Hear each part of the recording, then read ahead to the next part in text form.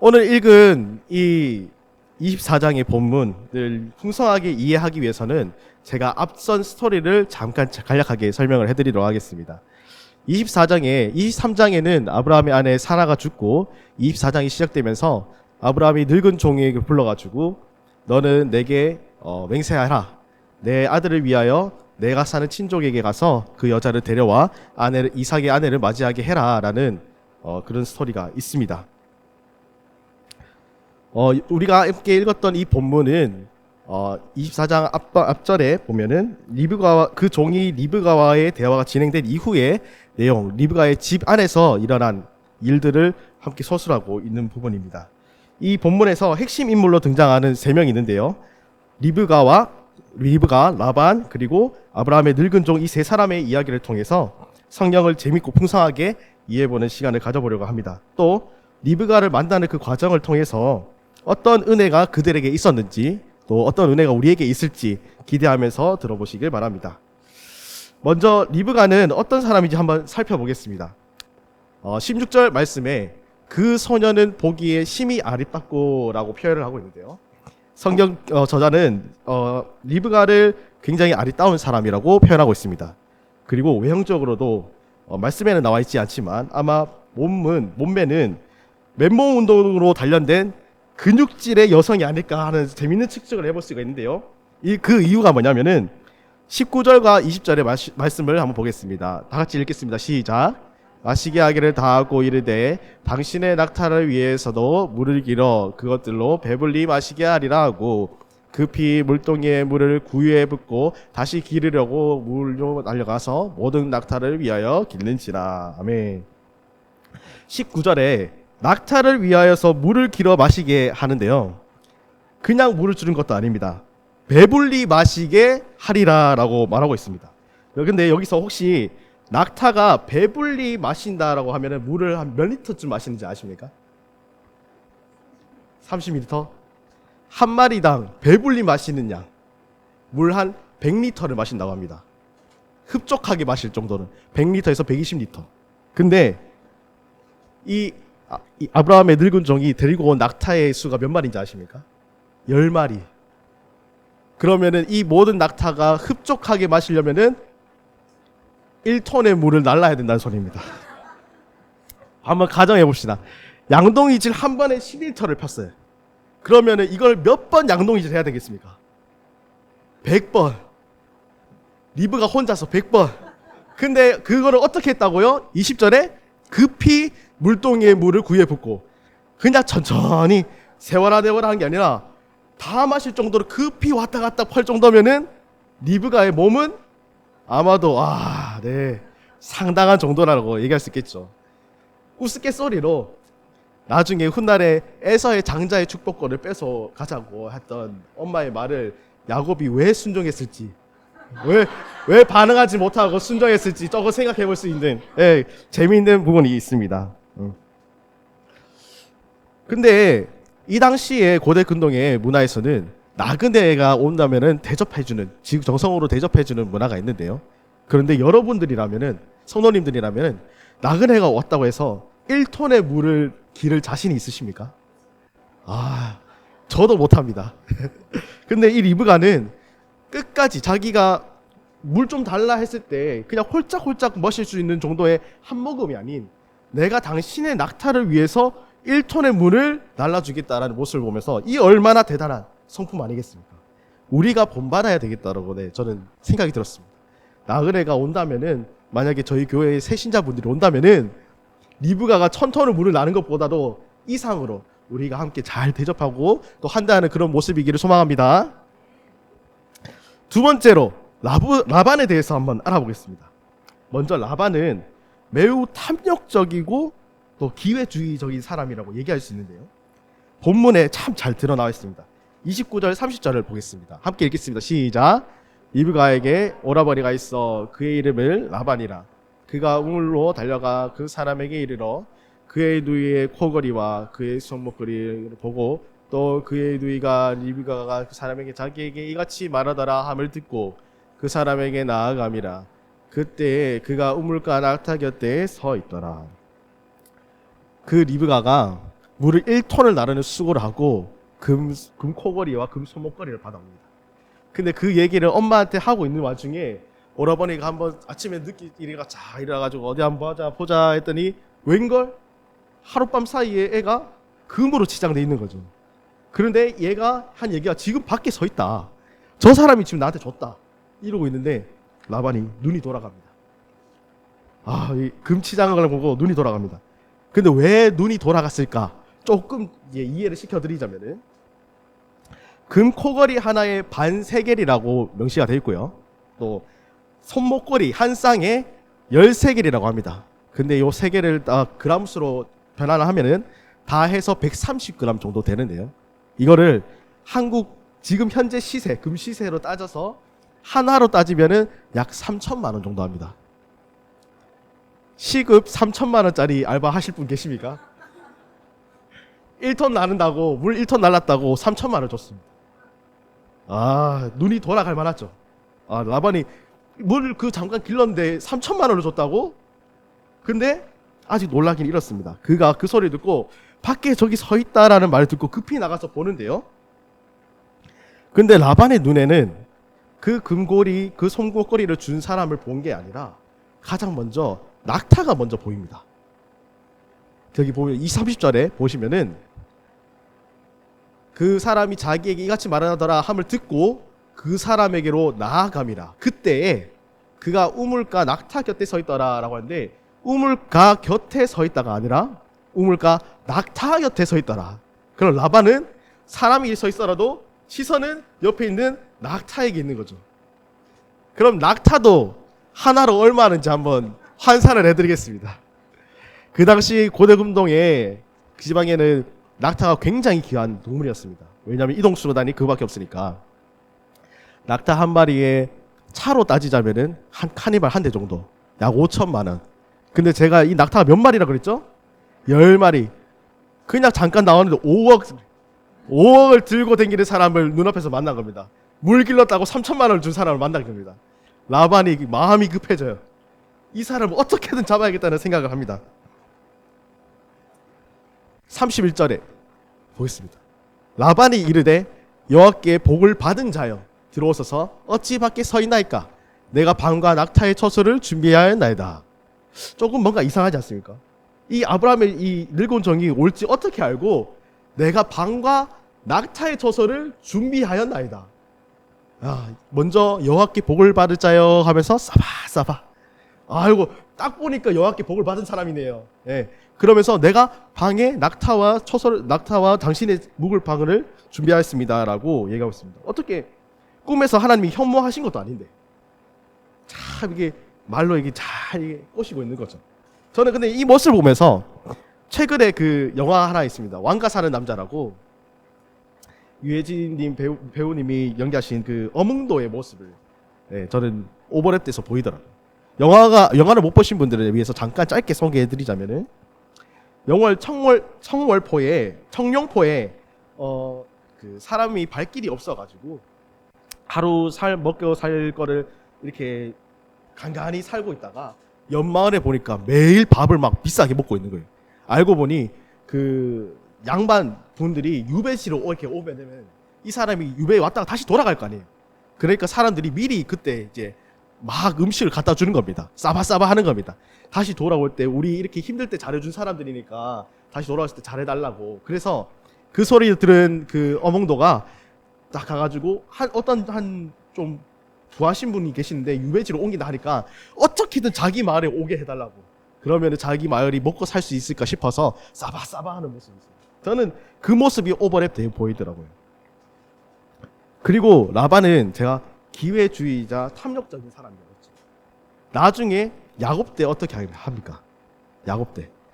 이 당시 때는 결혼하게 되면은 남자 쪽에서 예물을 가지고 와가지고 아내에게 먼저 주고 그리고 아내를 맞이하는 그런 문화가 있습니다. 근데 야곱은 나올 때 빈털터리로 나왔잖아요. 그러니까 너가 이거 라헬 데리고 가고 싶으면은 여기서 7년을 일해라. 그렇게 값을 철저히 매겨가지고 그렇게 물질적으로 부여하고 싶어서 하는 그런 라반을 볼 수 있지 않습니까? 그런데요, 이 모습들을 볼 때 우리를 한번 돌아봤으면 좋겠습니다. 혹시 나그네가 이렇게 왔을 때 자기의 성심성의껏 대우했던 리브가의 모습과 달리 혹시 우리에게는 아첨과 아부의 모습으로 또 어떻게든 우리에게 이득이 되기 위해서 그 사람들을 바라보고는 있진 않으셨습니까? 따뜻하게 맞이하는 것에 대해서는 조건이 없어야 합니다. 예수님께서 보여주신 그 사랑은 조건이 없는 사랑인 줄 믿습니다. 세 번째 인물 소개해드리겠습니다. 이분은 아브라함의 늙은 종입니다.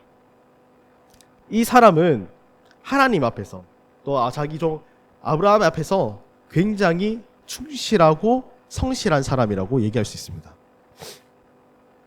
먼저 성경에 아브라함이 자기 모든 소유를 맡겼다, 그 종에게 맡겼다는 걸 보면은 아브라함이 얼마나 그 종을 신뢰했는지 알 수 있는 부분입니다.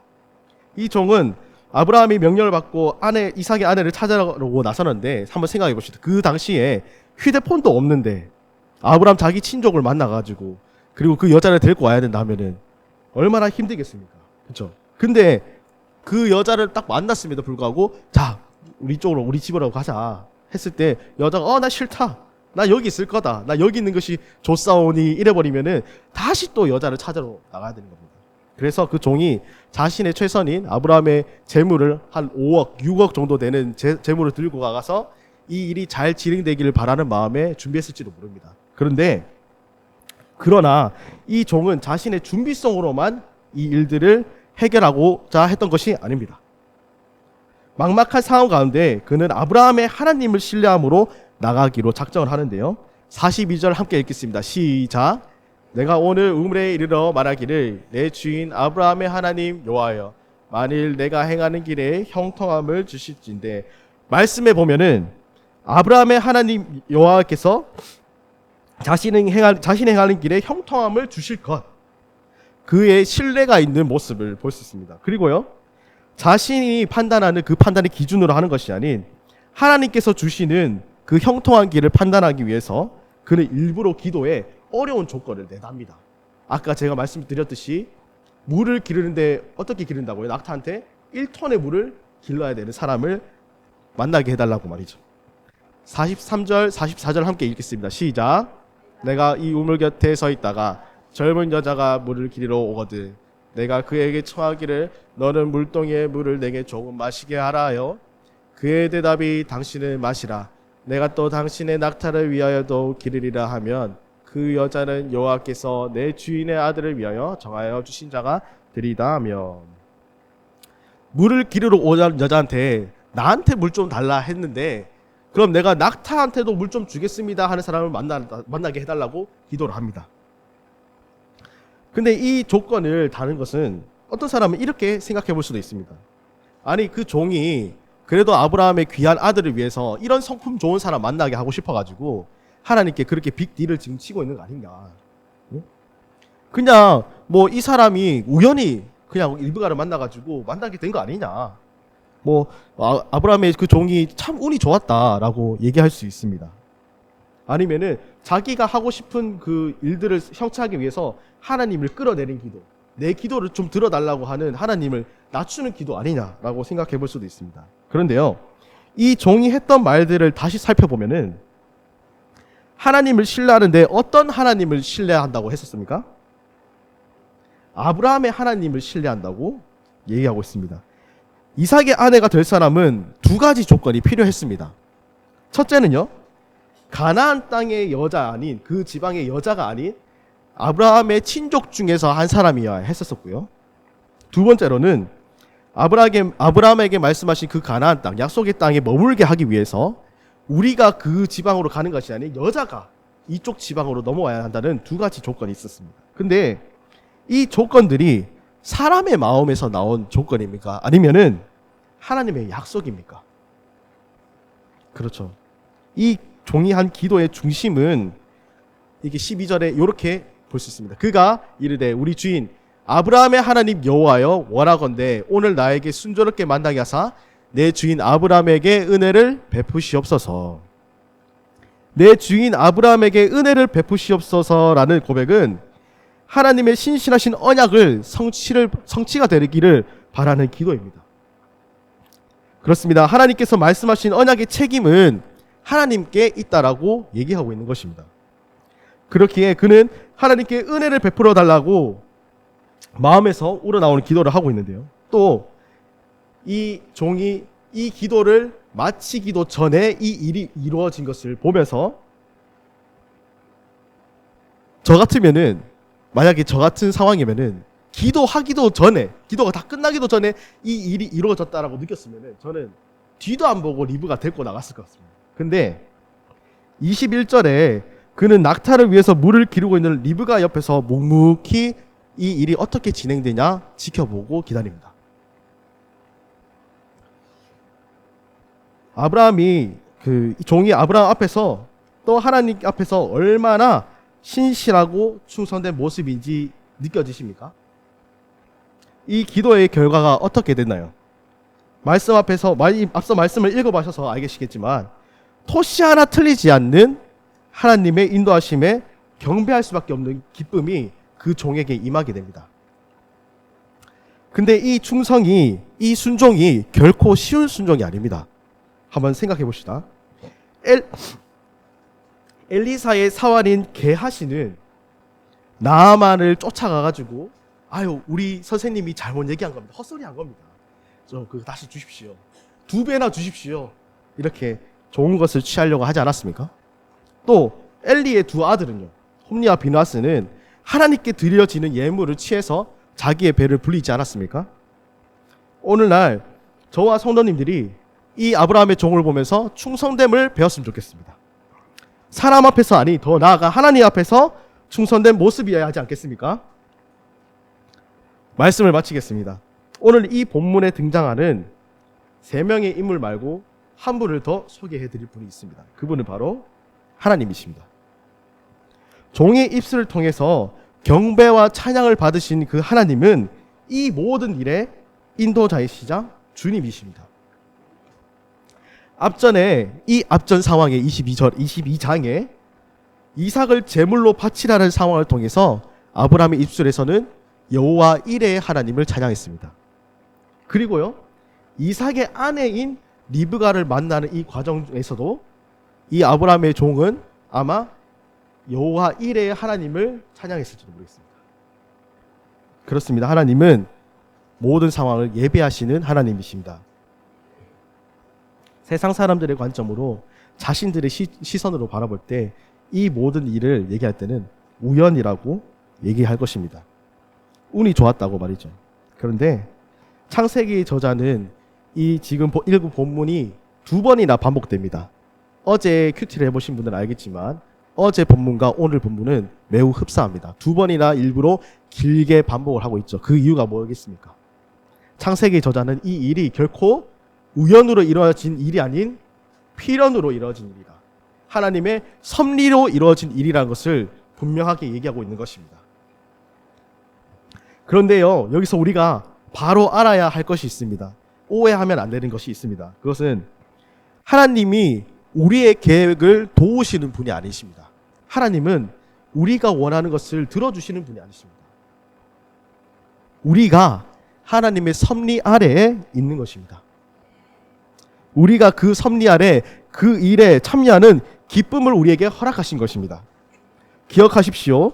지금도 살아 계셔서 우리의 삶에 신실하게 일하고 계시는 하나님을 인정하고 우리가 느끼고 찬양하고 경배할 때 우리가 누리고 있는 이 모든 것들이 선물임을, 은혜임을 말입니다.